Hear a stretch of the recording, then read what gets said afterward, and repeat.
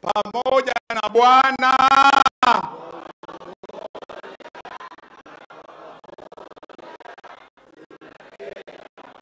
Asante sana, asante sana. Naomba tukae.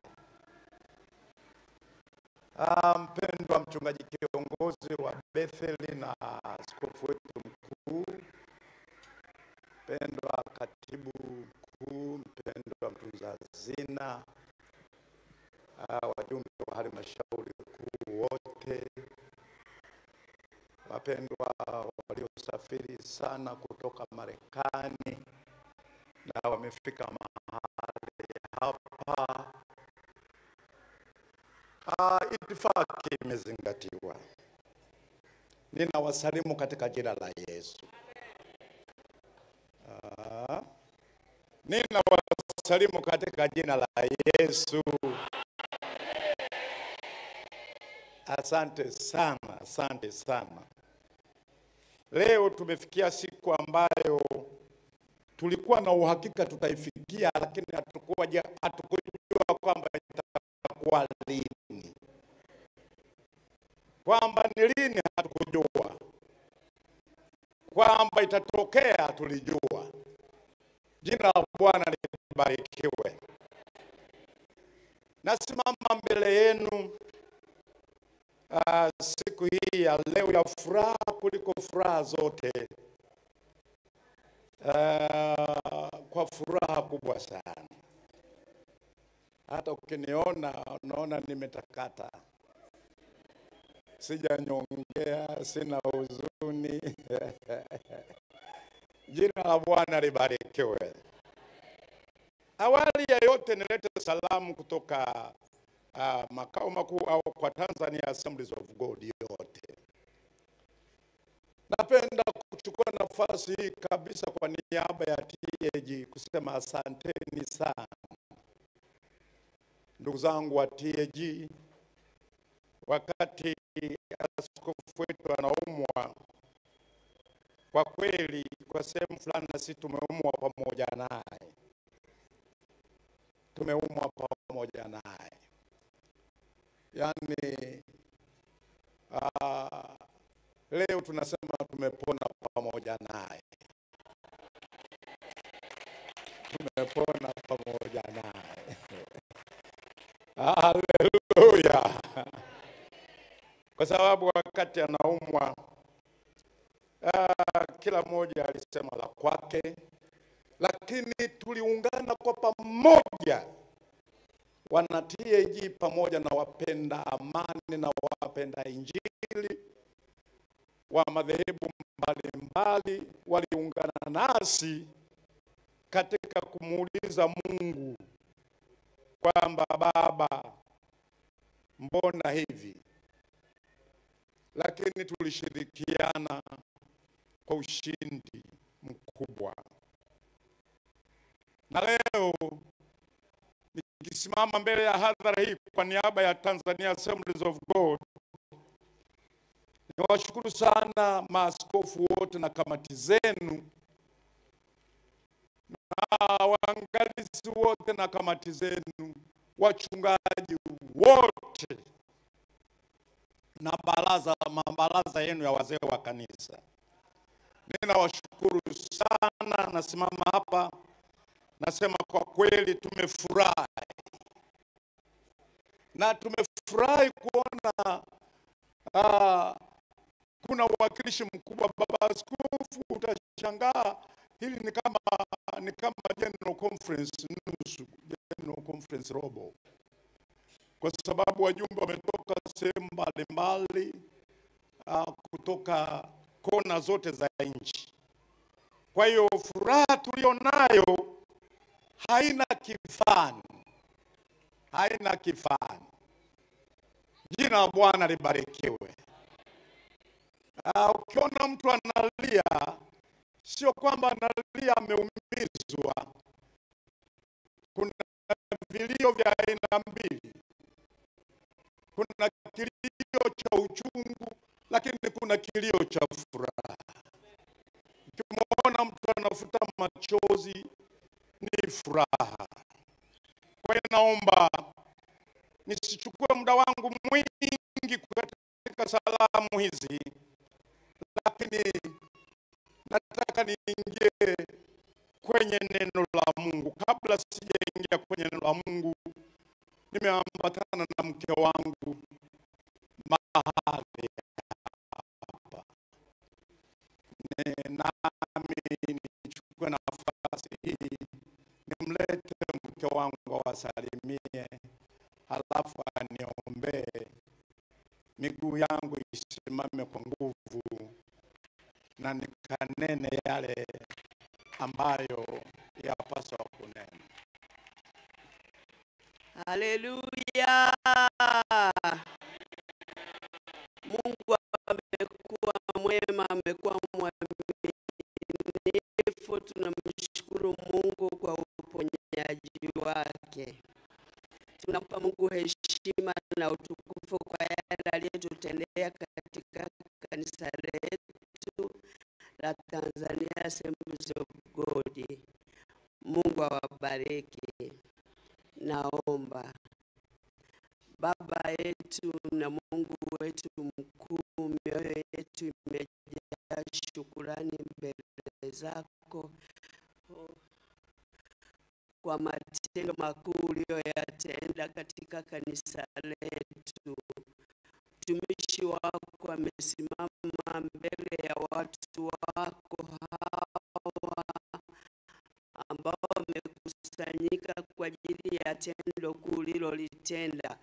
Naomba sasa Baba ukaseme na maisha yetu, ukatuelekeze, ukatuinue, ukatujenge, ukatuimarishe.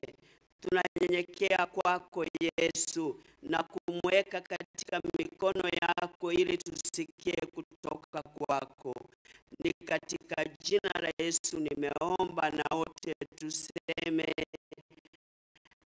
amen. Amina. Asante sana mke wangu kwa kuomba vizuri. Sasa nataka tutilike niende na wakati. Ujumbe wa leo sikupata shida sana kutafuta kichwa cha ujumbe. Sikupata shida. Katika hafla kama hii unatafuta ujumbe kwa shida? Hamna. Haleluya. Ni kama vile Christmas au Pasaka, hatupataki shida kutafuta ujumbe. Jina la Bwana libarikiwe. Japokuwa siku moja nilimkaribisha mtu kuja kuhubiri kwangu wakati wa Christmas, kufanya semina wakati wa Christmas. Akafika pale akasema tutajifunza mbingu na nchi mpya.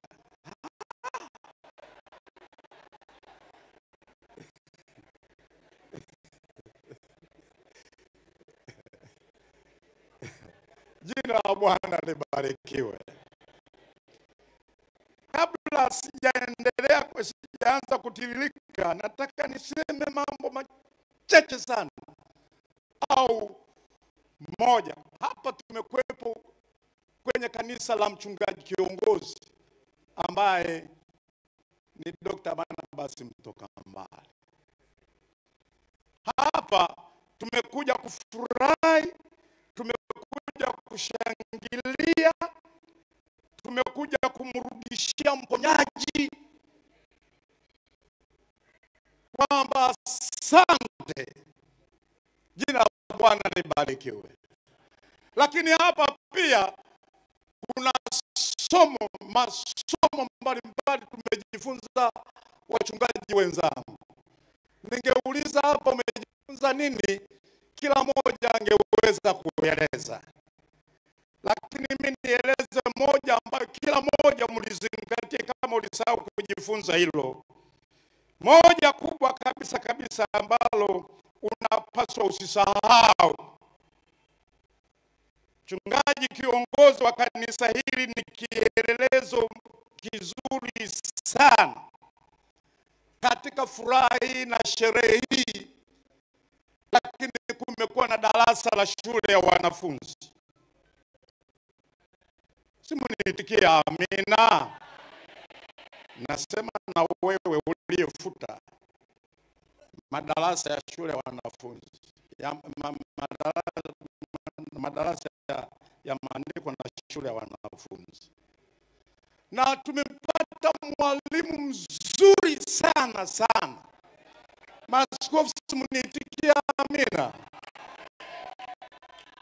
Yaani yule bwana yule, simfahamu kwa jina, amefundisha. Baba askofu ulikuwa hujafika, lakini amefundisha. Wakati anafundisha mimi nikawa naingia hofu. Mimi nitahubiri nini sasa? Lakini nao ujumbe. Jina la Bwana libarikiwe. Kichwa cha ujumbe wa leo kinasema shukrani. Shukrani. Kifupi tu, shukrani. Neno shukrani ni neno ambalo lina tafasiri nyingi. Halafu mimi nimeshangaa nilipokuwa naandaa somo hili. Nimekuta neno shukrani katika Biblia, yani kuna maandiko zaidi ya 150 na shukrani. Shukrani. Nikasema mama, kweli. Sasa shukrani ni nini? Shukrani ni nini? Namba moja, shukrani ni kuthamini kile ulichotendewa. Kwanza, kile ulichotendewa kimegusa moyo wako. Kile ulichotendewa kimegusa uhitaji wako. Kile ulichotendewa kilikuwa hitaji lako. Sasa ukiguswa nacho, inakupasa ujue kushukuru. Shukurani ni kuthamini kile ulichotendewa. Namba mbili,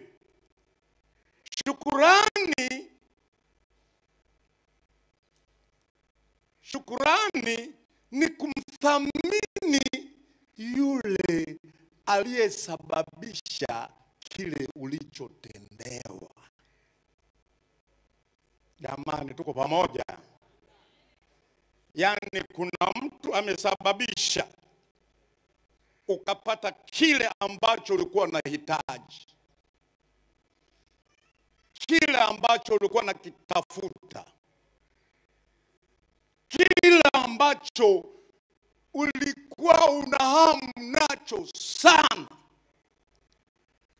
Sasa shukurani inaonyesha unamtambua huyu mtu ambaye ametumika kutekeleza kile ulichokuwa unakihitaji. Nitikia amena. Sasa aweza kuwa mwanadamu, lakini kwa siku ya leo yuko mmoja ambaye ametukusanya watu kutoka kona zote za Tanzania na mpaka hata kule Marekani tukakusanyika. Haleluya. Yuko mmoja. Yuko mmoja. Yuko mmoja. Yuko mmoja. Wakati tunasema itakuwaje? Wakati ulipofika, wakina mtemani waliposimama wakasema ya kusema, tukasema wapi tunajificha? Tunapo mahali ni kwa Bwana. Haleluya! Siku ya leo tumetembea kutoka sehemu mbalimbali kukusanyika hapa Bethel, kumwambia huyo aliyesababisha, yule aliyesababisha, aliyetupa majibu tulipokosa majibu, aliyetuinua tulipoinama,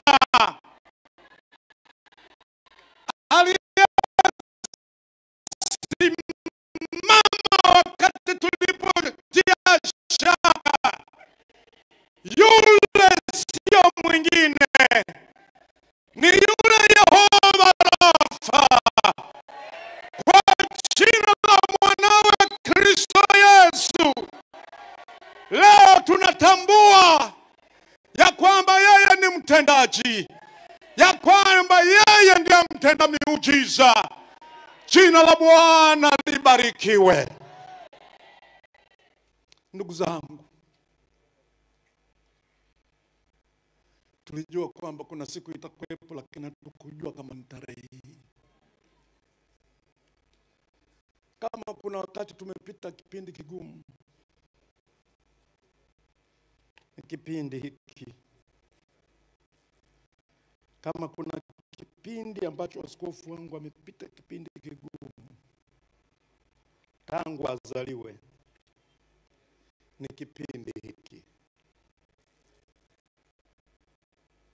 pale ambapo uwezo wa akili za kibinadamu uligota, lakini huyo akatenda. Tunasema asante Watanzania wa Assemblies of God na wa Pentecostal wote na wapenda injili wote. Tumeungana hapa tumwambie asante. Tumekuja hapa tumwambie asante. Namuona yupo katikati yetu, yupo katika eneo hili, anafurahia. Haleluya! Pamoja na kuomba kwetu, tusije tukachukua kuomba kwetu kama ndio msingi, lakini nataka kuambia msingi ni Mungu mwenyewe. Si kwa ubora wa maombi yetu, si kwa ubora kwamba watieji mnajua kuomba, ni bali ni yeye Yehova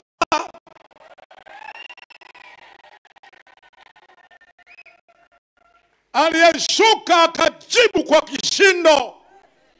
Na tukiwa kwenye hadhara hii tukiangalia muujiza uliotendeka, ni kama vile siku ile yule kiwete aliyekuwa anakaa pale mlangoni, alafu akina Petro akafika pale anasema, pesa na dhahabu hatuna, lakini tulicho nacho simama kwa jina la Yesu.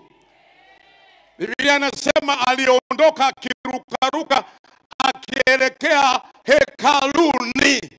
Jamani, jina la Bwana libarikiwe. Halafu mkutano ukavurugika, ibada zikavurugika, kila kitu, ratiba zikavurugika. Wanauliza ni nini jamani? Na walio mbali wakisogea wakasema, mnamuona yule pale, mnamuona yule pale, mnamuona yule pale. Wengine wanasema sio yeye, na wengine wanasema ni yeye. Wengine wanasema hapana, sio yeye, lakini ni yeye. Nitikia amina.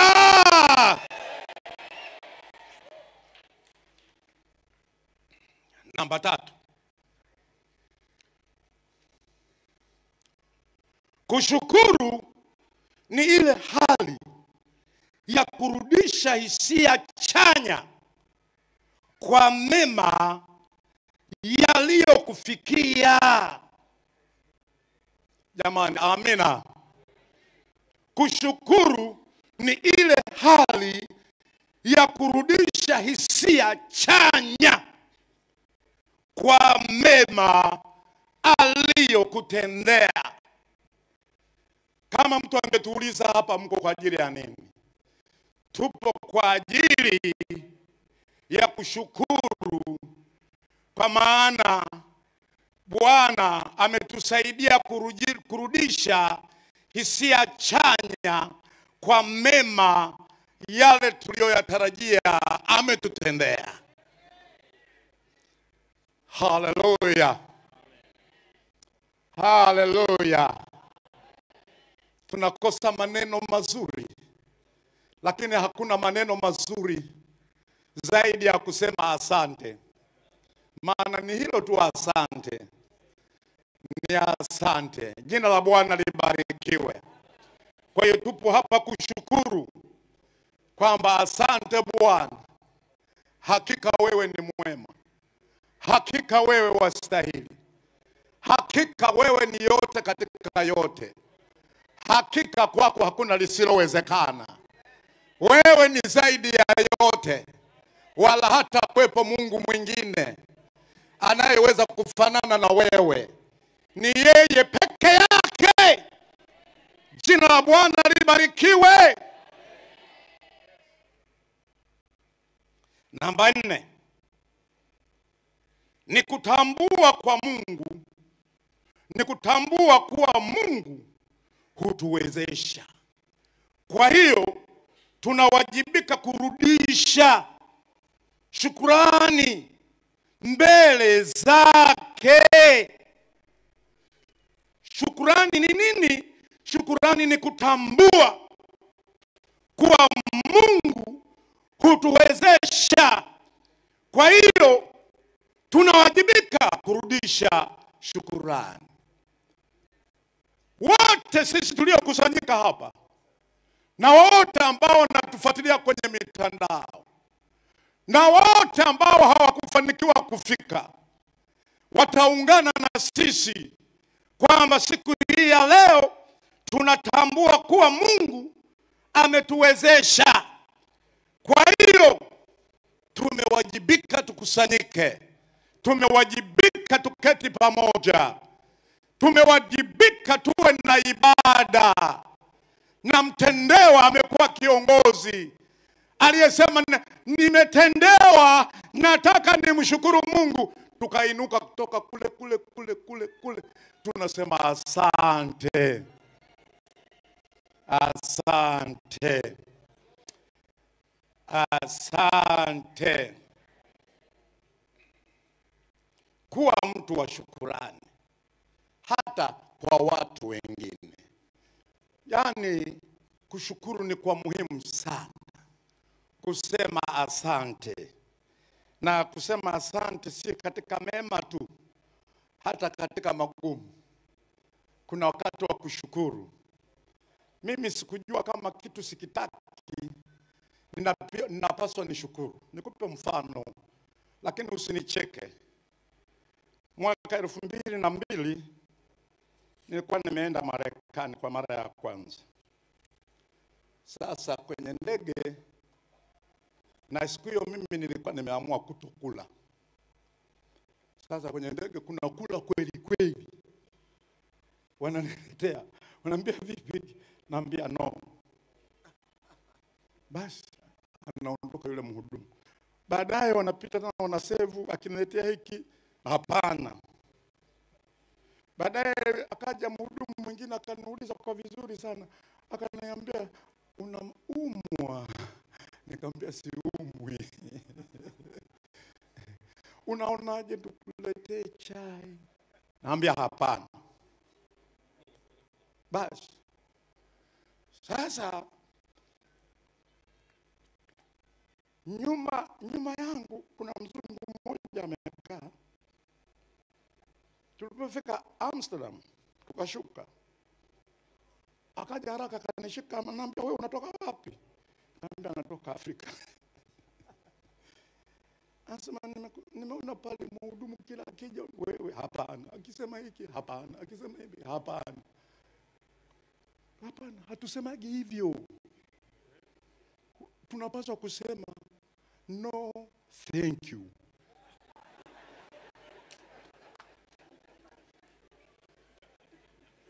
Nilijifunza pale. Kumbe mimi nimekazana hapana. Hapana. Hapana. Nikagundua utamaduni wa wenzetu wale wanajua kushukuru eti. Zile jitihada ambazo wamefanya anakuja kukupatia, usimwambie hapana tu. Mwambie hapana, asante. Nikasema hii ni message kuanzia sasa. Na tangu pale kwa kweli sikosei. Hata Mtanzania mwenzangu akiniambia karibu chai, namwambia hapana, asante. Hallelujah. Na nikatafakari, kumbe ndio maana Biblia inasema shukuruni kwa kila jambo. Nikaanzia tangu siku ile, kwa kweli ninajua kushukuru kwa kile ambacho hata sikupokea. Pamoja na kwamba nimelelewa kwenye kabila ambalo tulianza kujifunza kushukuru tangu ukiwa mdogo. Unajua kusema, mtu akikupa kitu mama anakuambia umemwambia asante. Kama hujamwambia nikamwambia asante. Kwa hiyo sisi tumelelewa kwa namna hiyo. Na tunatofautiana sana. Kuna wengine wenzetu hawajui kusema asante. Lakini sasa tumekutana katika Kristo Yesu, inatutaka tushukuru. Inataka tuseme asante. Jua kusema asante, mwenzio akikupa hata pole tu. Jamani, amina. Hallelujah. Kwa hiyo kuwa mtu wa shukurani, hata kama kitu kile kimekuja ukipendi, ushukuru. Nguvu ya shukurani ndiyo inayoupa moyo msukumo wa kushangilia na kuyafurahia matendo ya Mungu katika maisha yetu. Kuna nguvu katika kushukuru. Katika kushukuru kuna nguvu ya ajabu sana, ambayo hii shukurani ndiyo inaupa moyo wako msukumo mkubwa wa kushangilia na kuyafurahia matendo ya Mungu. Jamani, amina. Moyo wa shukurani, yani hali ya kushukuru. Unapokwenda kwa Bwana ukamwambia asante, nataka nikwambie, inakupa moyo wako msukumo wa kushangilia na kuyafurahia matendo ya Mungu ambayo amekutendea. Leo tuko mahali hapa, shukurani hizi zinainua mioyo yetu, zinasukuma mioyo yetu, na ndani yetu tumejaa shangwe, ndani yetu tumejaa furaha kwa yale ambayo ametutendea. Jina la Bwana libarikiwe. Niende nisome andiko sasa katika Zaburi ile ya 118 mstari wa kwanza na mstari wa 21. Zaburi 118 mstari wa kwanza na mstari wa 21. Zaburi 118 mstari wa kwanza na mstari wa 21. Inasema hivi: haleluya, mshukuruni Bwana kwa kuwa ni mwema, kwa maana fadhili zake ni za milele. Mstari wa 21. Nitamshukuru kwa maana amenijibu. Nawe umekuwa wokovu wangu. Tunamshukuru Mungu kwa maana ametujibu, naye amekuwa wokovu wetu. Haleluya, haleluya. Leo ni siku ya furaha. Nasema kweli, Mungu ahimidiwe.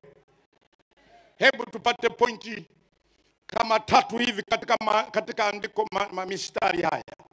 Katika mistari hii, katika sura hii na mistari hii miwili, kuna pointi 3. Kwa nini tushukuru? Huyu mwandikaji au mwimbaji wa Zaburi, sababu ya kwanza anasema kwa sababu ya wema wake kwetu. Kwa nini tushukuru? Kwa sababu ya wema wake kwetu katika andiko hili. Sababu ya pili katika andiko hili anasema kwa fadhili zake kwetu. Kwa fadhili zake kwetu, kwa utoaji wake kwetu. Haleluya.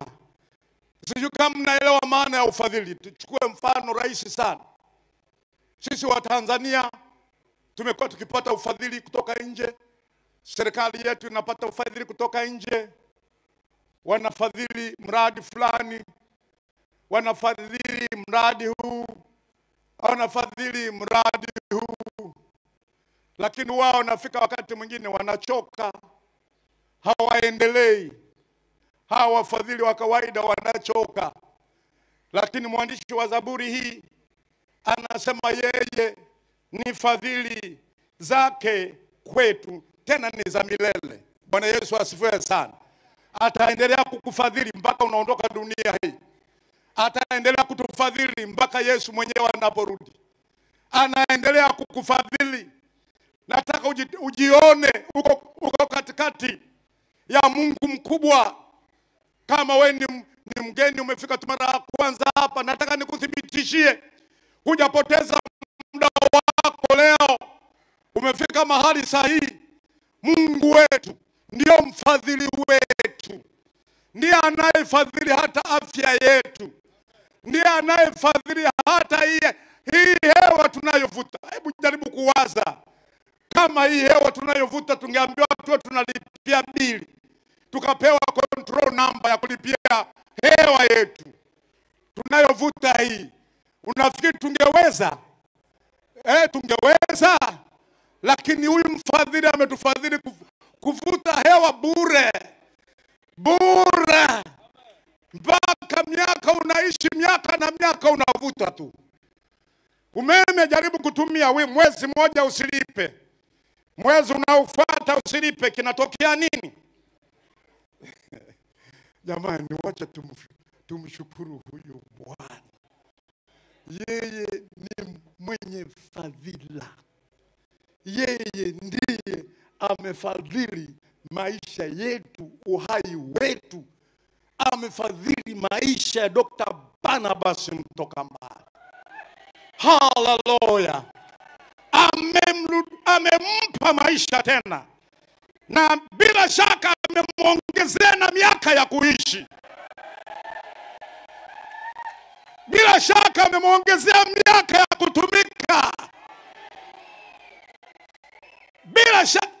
Samahani, ninaweka vitu vingine ambavyo pengine sio vizuri, lakini vizuri. Jina la Bwana libarikiwe. Niseme niache? Jamani, niseme niache? Ndugu zangu, mimi nilikuwa napokea message za ajabu sana wakati askofu anaumwa. Wengine walikuwa wananitumia message ambazo mpaka najisikia vibaya, lakini najibu, naambia Bwana, soma hii message. Na naambia Bwana, nakukabidhi hii message. Mtu anaandika message, anasema hivi, MVTAG. Itaanza, nasikitika kutangaza meli meli ile MV TAG imezama. Sasa leo tuko hapa, inaelea. Haleluya! Haijazama. Haleluya! Mwambie mwenzako ile pale, ile pale. Mwambie ile pale, ile pale. Haleluya!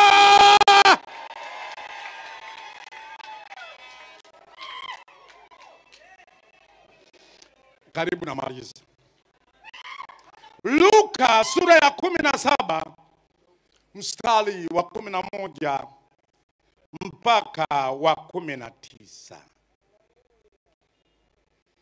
Lakini ili niokoe muda wangu vizuri, ninaomba nisisome mistari yote.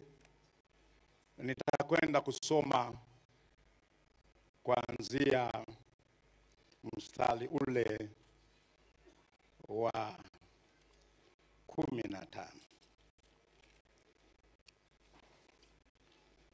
Nafikiri nitamaliza na andiko hili bila shaka. Taanzia, fungua Luka.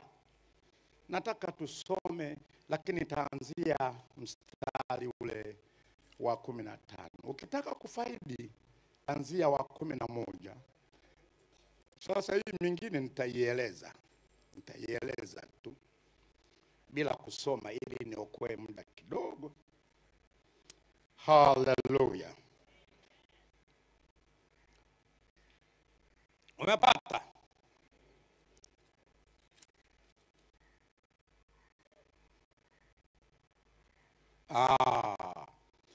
Nilipokuwa nataka kuiacha, nasikia moyoni nasema soma yote. Kuna watu hawatakwenda kusoma huo mstari wa 11. Nimekuona umeamua hapo na mimi nimekusikia. Mstari wa 11. Ikawa walipokuwa njiani kwenda Yerusalemu, alikuwa akipita katikati ya Samaria na Galilaya.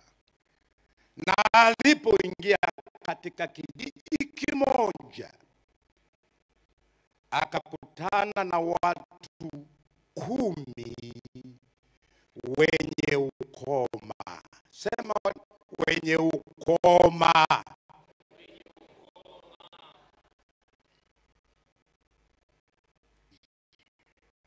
Wakasimama mbali, wakapaza sauti wakisema, Yesu, Bwana mkubwa, uturehemu. Alipowaona akawaambia, enendeni mkajionyeshe kwa makuhani. Ikawa walipokuwa wakienda, walitakasika. Walipokuwa wakienda, walitakasika. Hebu sema nami, walipokuwa wakienda, walitakasika.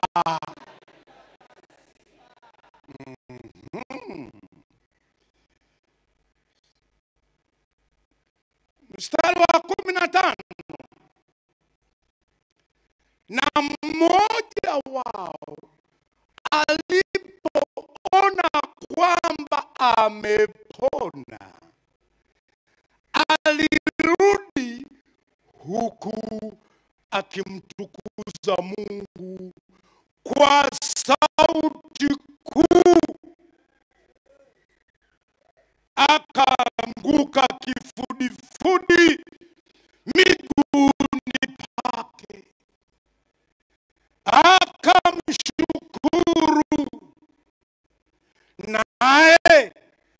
alikuwa Msamaria. Yesu akajibu akanena. Hawakuwa wote 10? Hawakutakaswa wote 10? Wale 9 wa wapi? Je, hawakuonekana waliorudi kumpa Mungu tukufu ila mgeni huyu? Akamwambia, inuka, enenda zako, imani yako imekuokoa. Nisema amen. Mungu anapendezwa na shukrani. Yesu anapendezwa na shukrani. Tunasoma habari za watu hawa 10. Hatujui kama walikuwa wote wa Samaria ama walikuwemo na Wayahudi. Mimi katika tafakari yangu nadhani walikuwemo na Wayahudi mle. Maana Yesu anasisitiza na kufafanua huyu mgeni kuna wenyeji bila shaka. Na wenyeji wenyewe ni Wayahudi. Biblia inasema Yesu alikuwa anapita. Hawa wakoma sijui walikuwa wanaenda kwake. Inawezekana walikuwa na msafara wanakwenda kwake. Sasa walipomuona wakamwambia Bwana, wakatoa hitaji lao walilo nalo wakiwa wamesimama mbali. Kwa nini walisimama mbali? Kwa sababu desturi za wakati ule, wakoma walikuwa hawatakiwa kuchangamana na watu. Kwa hiyo wenyewe wakasema hata kama hatufiki, hata kama hatukaribii, maadamu sauti yetu itafika, tutapokea. Maadamu watasikia. Watu nao walikuwa na imani nzuri sana. Nzuri sana, kitu kidogo tu ndo ambacho walifeli. Tuko pamoja jamani? Wakafika, wakapiga kelele. Yesu hakuwatakasa. Ndio cha kushangaza. Hakuwatakasa. Akaambia, nendeni mkajionyeshe kwa kuhani. Maana desturi ya kutakaswa mkoma ili kuonekana kwamba kweli wewe umetakaswa, ilikuwa lazima uende kwa kuhani akutakase. Wale wakoma wakaanza safari. Hawajui hata kuimba pambio. Wanaenda kwa kuhani. Kabla hawajafika kwa kuhani. Oh, haleluya. Kabla hawajafika kwa kuhani, ghafla, hebu sema ghafla, wakatakasika. Aisee. Wakaangalia, kashangaa, vidole vimeota. Vimguu vilikuwa havina vidole, sasa viko vizuri. Na walikuwa hawezi kuvaa hata zile sandals za wale jamaa, lakini akaona inatosha. Wakaanza kufurahia. Mwenzangu vipi? Na mimi vipi? Mwenzangu unabla gani? Sasa angalia, hawa 9 hata kwa kuhani hawakufika. Wakarudi wanashangilia na muujiza wao nyumbani, wakasema natosha. Lakini wameambiwa wakajionyeshe. Haleluya! Huyu mmoja Msamaria, huyu mmoja ninampenda, huyu mmoja anayewakilisha kundi hili leo, huyu mmoja huyu, Biblia inasema huyu mmoja aliamua,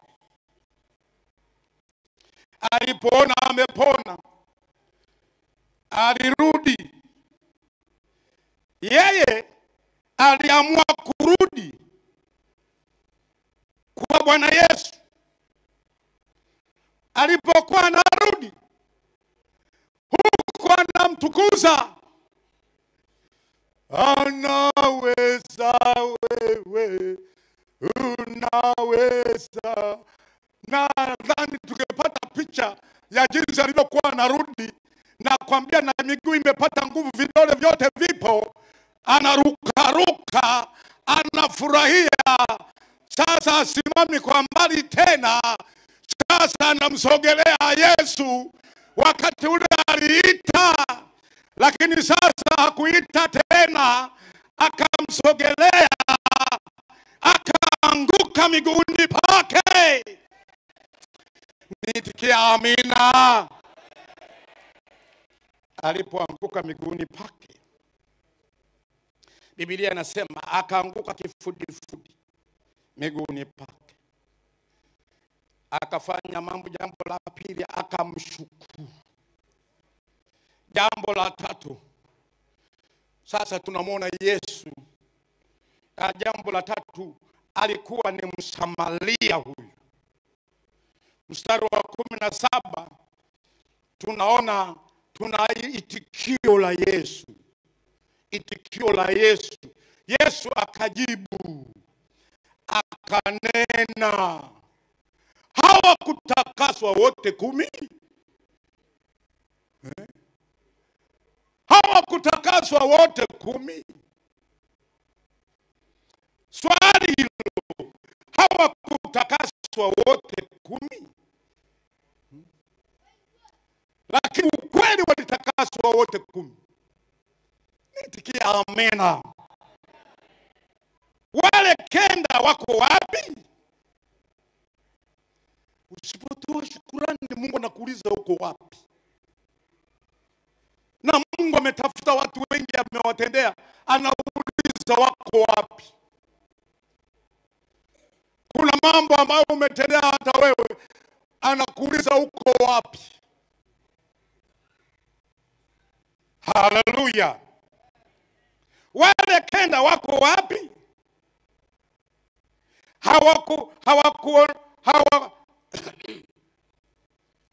Hawakuonekana. Waliorudi kumpa Mungu utukufu. Aha, hiyo sentence nilikuwa naisubiri hiyo.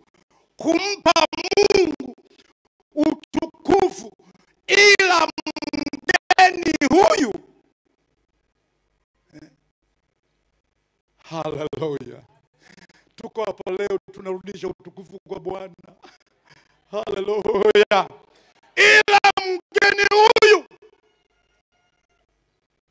Wakati wote Yesu anahudumu, anatoa itikio. Aliyekuwa mkoma anaendelea kugalagala pale, na anaendelea kusema maneno. Yesu anasema na kusanyiko, yeye anasema na Yesu, anasema unastahili Bwana. Hata mimi ona vidole vimetoka. Hata mimi nilizapoteza maisha. Hata mimi nilikuwa nimetengwa. Hata mimi nilikataliwa. Nilikuwa nasubiri kifo. Yesu anaendelea kutoa hotuba. Anaendelea anaendelea kutoa hotuba. Kumbe kuna faida katika kushukuru. Yesu tunaona anampa jambo la ziada aliyokuja kutoa shukrani. Akamwambia hivi, inuka, nenda zako, imani yako imekuokoa. Akapata bonus ya wokovu. Nisikia amena. Akapata kitu cha ziada. Na nimeona watu wengi ambao wanaponywa, Mungu anawapaka vitu vya ziada, hasa wanaomshukuru Mungu. Jina la Bwana libarikiwe.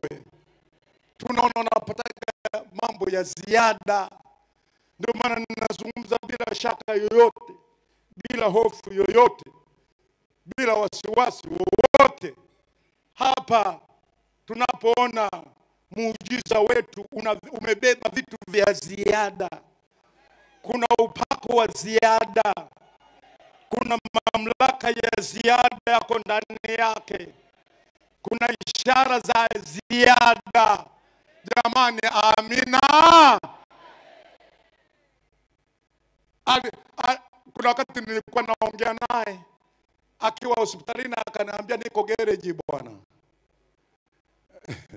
Asema gari liko garage, yani ndio gari yuko garage.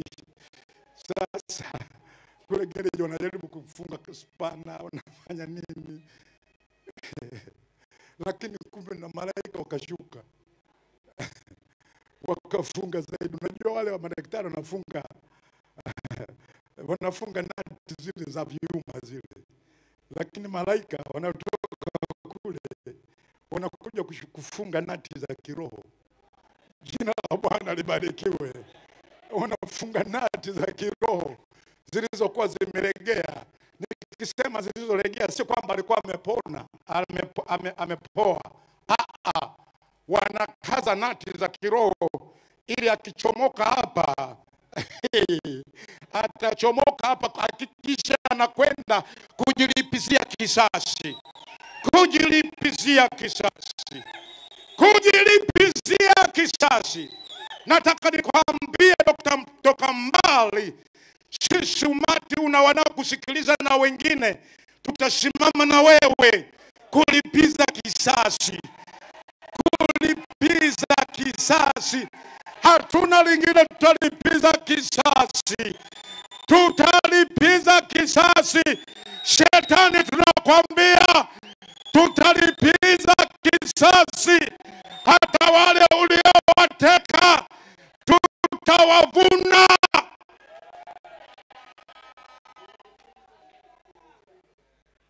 Hallelujah. Hallelujah. Kuna faida ya kushukuru. Wale 9 walipokea uponyaji tu, walipotea na uponyaji. Msamaria akapata kitu cha ziada, akapata kuokolewa. Sasa tuna ujasiri mkubwa sana ya kwamba Bwana tunayemhubiri anaweza. Yeye hutenda kwa wakati wake. Msamaria huyu alipata ziada ya wokovu. Leo hii tumerudi. Nimesema huyu Msamaria leo anawakilisha kundi lote. Tumerudi kumwambia Mungu. Tumerudi kumwambia Mungu. Tumekusanyika kumwambia Mungu kwamba asante. Kwamba asante. Na kumwambia kwamba ulioyatenda, uponyaji mkubwa huu kwa umoja wetu, tumerudi tena kukushukuru. Kama upo hujaokoka, nasema kweli ni wakati wa kuokoka. Kama upo mwenye magonjwa, ni wakati wa kupona. Jamani, ni wakati wa kupona. Kama ameponya jambo kubwa namna hii, anaweza.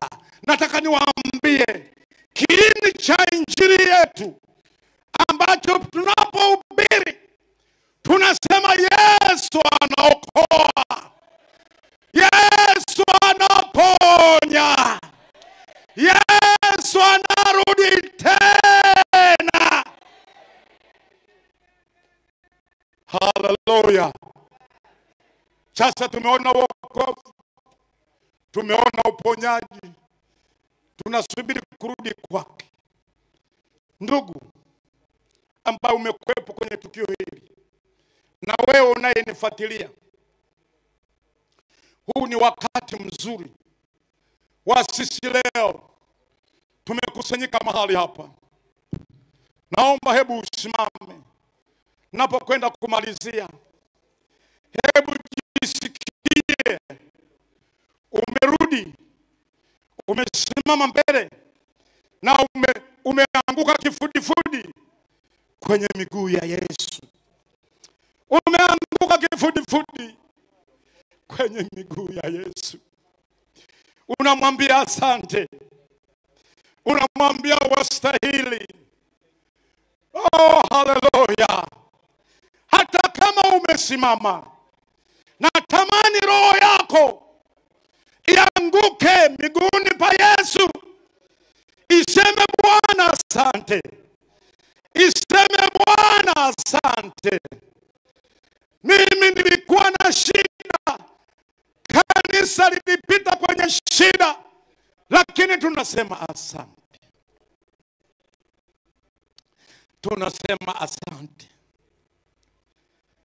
Nasema asante kwa Mungu wangu. Nasema asante kwa Mungu wangu, kwa maana fadhili zako zadumu milele na milele. Imba tena asante. Nasema asante kwa Mungu wangu. Asema